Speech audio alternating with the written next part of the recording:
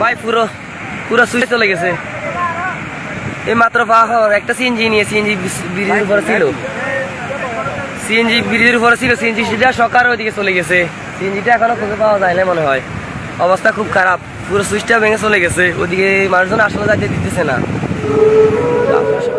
ভয়ঙ্কর বন্যার কবলে দেশের 11 জেলা।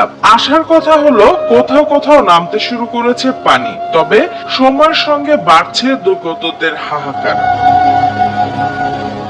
শনিবার রাত থেকে চলা টানা বৃষ্টিতে নোয়াখালীর বন্যা পরিস্থিতির আরো অবনতি হয়েছে। প্লাবিত হচ্ছে নতুন নতুন এলাকা। বেগমগঞ্জ, সেনবাগ ও সোনাইমুড়ি সহ বিভিন্ন উপজেলায় পানিতে তলিয়ে আছে ঘরবাড়ি। ভেঙে গেছে মুসাপুর ক্লোজার। জেলার প্রায় 20 লাখ মানুষ এখনো পানিবন্দী।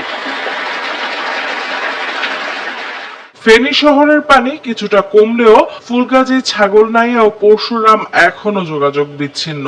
সোনাগাজী ও দাগন ভুইয়ায়ও নতুন করে পানি বাড়ছে। পর্যাপ্ত ত্রাণ সামগ্রী না পেয়ে মানবেতর জীবন কাটছে দুর্গতদের। কালকে পানির জন্য ওনাকে মাটি দিতে পারি নাই, বারডেম হসপিটালে রেখে আসছি গতকালকে রাত 8টার সময়। স্মরণকালের ভয়াবহ বন্যার মুখোমুখি কুমিল্লার 14 উপজেলার বাসিন্দারা।